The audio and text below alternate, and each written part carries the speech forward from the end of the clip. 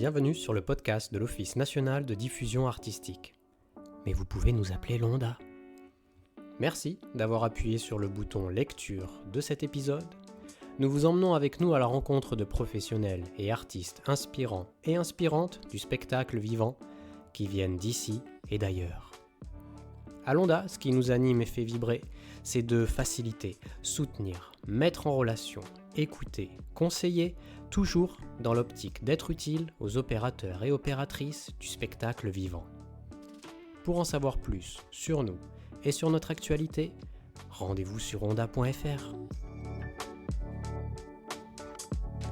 Dans cet épisode, vous pouvez écouter Samuel Ayat, historien, politologue et chercheur en sciences politiques, actuellement chargé de recherche au CNRS. Il est accompagné de Marie-Pia Bureau, directrice de l'ONDA. Samuel Ayat était l'invité de la rencontre exploratoire Se déplacer. Il partage ses réflexions suite aux 2 journées d'échanges et de débats qui proposaient de retrouver les chemins de la démocratie. Samuel Ayat, bonjour. On vous a écouté dans une conférence au sujet de la démocratie et vous avez commencé cette conférence en disant on est certainement en démocratie mais pas pour les raisons qu'on pense. Donc quelles sont ces mauvaises raisons et de fait quelles seraient les bonnes raisons d'être en démocratie ? Alors, on est en démocratie, mais on ne sait pas exactement pourquoi.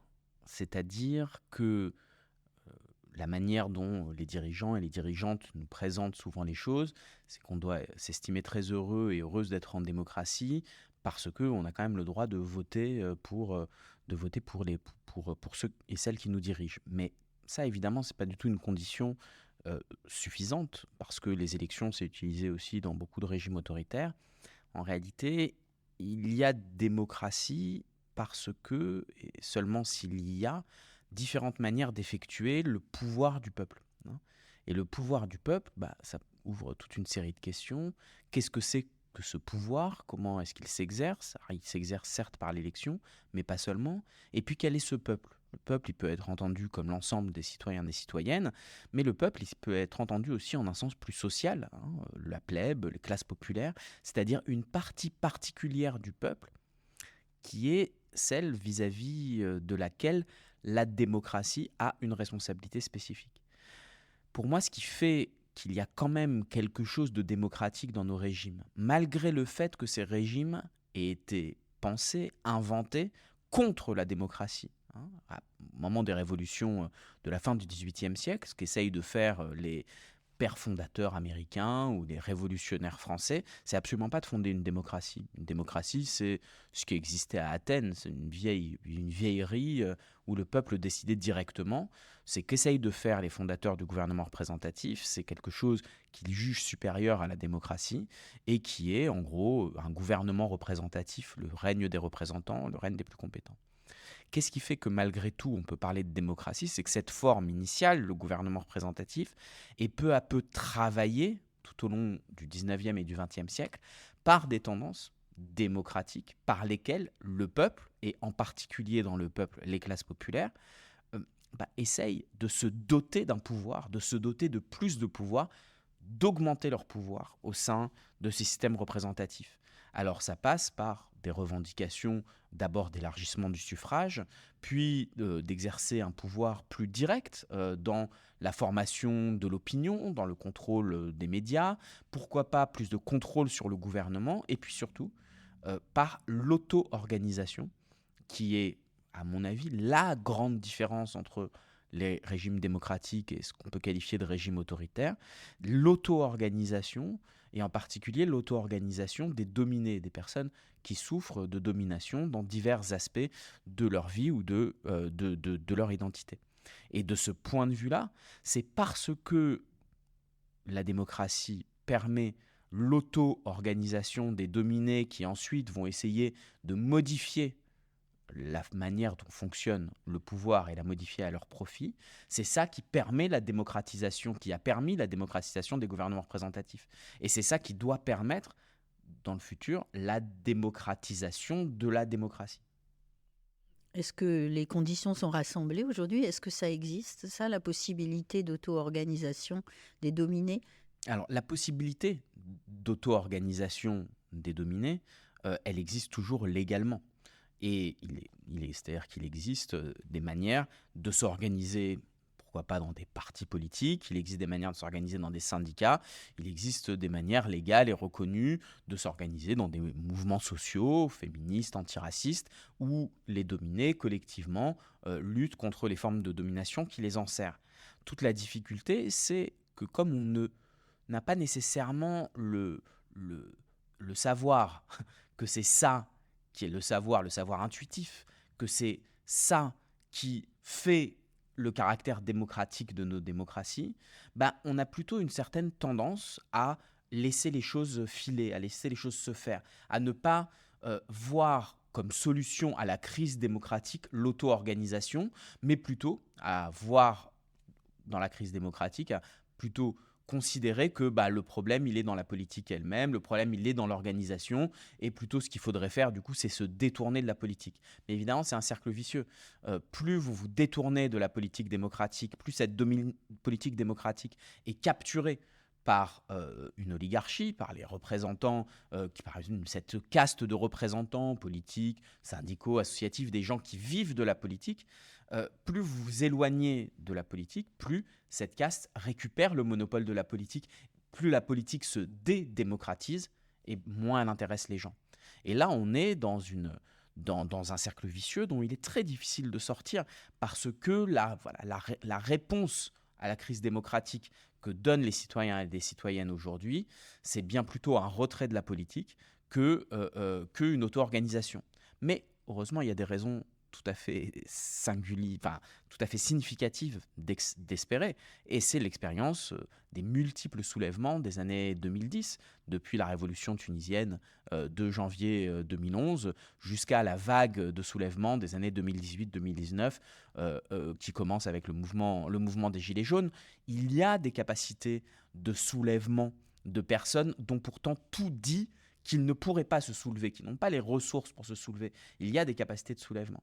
Le problème ensuite, c'est comment faire que ces soulèvements deviennent des puissances, c'est-à-dire se dotent d'une capacité d'agir populaire qui est bien le cœur de ce qu'on appelle la démocratie. Est-ce qu'il y a un modèle ? Est-ce que ça existe, un absolu de la démocratie ?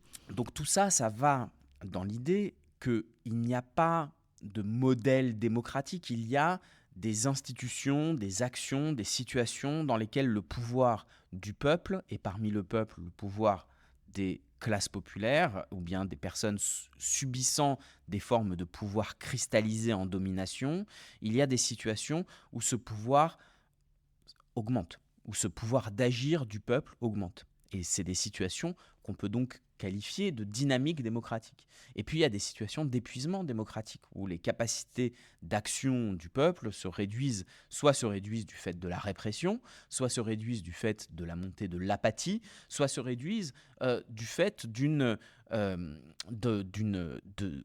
d'un empêchement institutionnel de transformer la participation des classes populaires en décision réelle. En gros, on fait de la participation avide. Les gens peuvent parler, mais le pouvoir ne les écoute pas.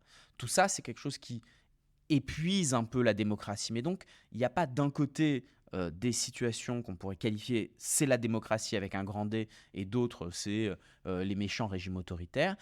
Il y a des éléments qui permettent la démocratisation des démocraties et des éléments, des dynamiques qui au contraire épuisent le caractère démocratique des démocraties.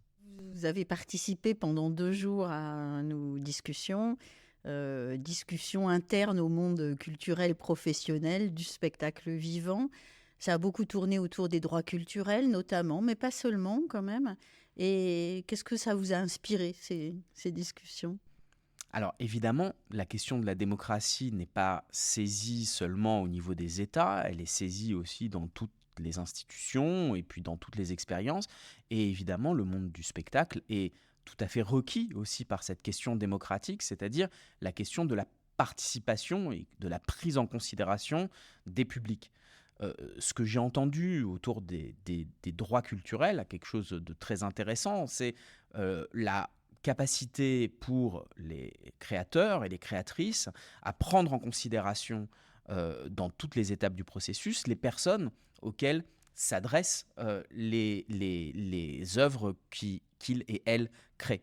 Mais évidemment, ça pose toujours un problème parce que cette prise en compte du public ou des personnes auxquelles ça s'adresse peut parfois rentrer en collision avec la liberté des créateurs et des créatrices. Et ce que j'ai entendu, malgré tout, dans ces journées, c'est le maintien d'une difficulté de la part des entrepreneurs des droits culturels, d'une difficulté à entendre les craintes qu'il pouvait y avoir que ces droits culturels des publics deviennent simplement un outil de gestion, et notamment un outil de répartition des subventions.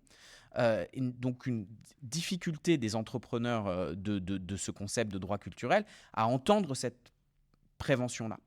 Et ça, c'est vraiment quelque chose qui doit interroger parce que ça veut dire qu'il y a une possibilité pour quelque chose qui relève d'une augmentation du pouvoir des personnes, du pouvoir des publics. Il y a une possibilité toujours présente que ça devienne simplement un outil de gouvernement. Un outil qui, par en haut, va être appliqué et va venir restreindre la liberté créatrice.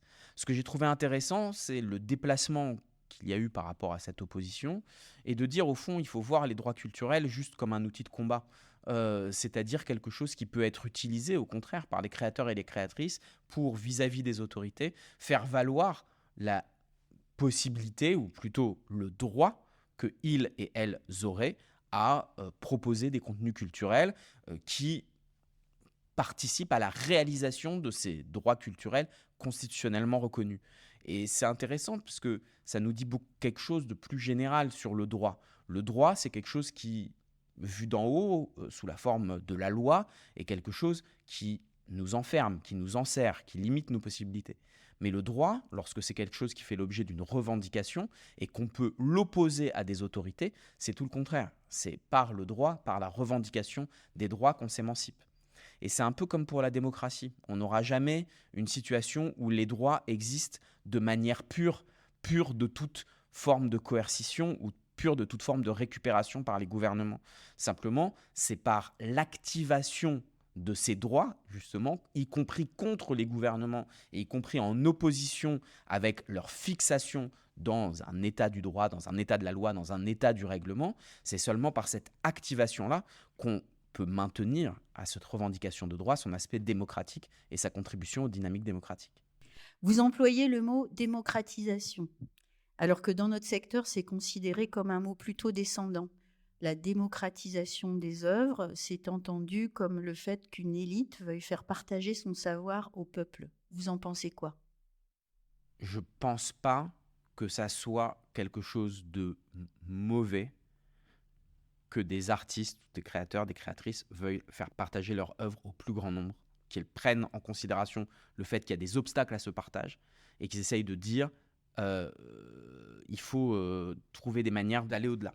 Face à ça, il y a deux logiques qui sont identifiées, notamment en sociologie de la culture, comme la logique légitimiste et la logique populiste. La logique légitimiste, c'est de dire nos savoirs qu'on veut partager, ils sont fondamentalement légitimes.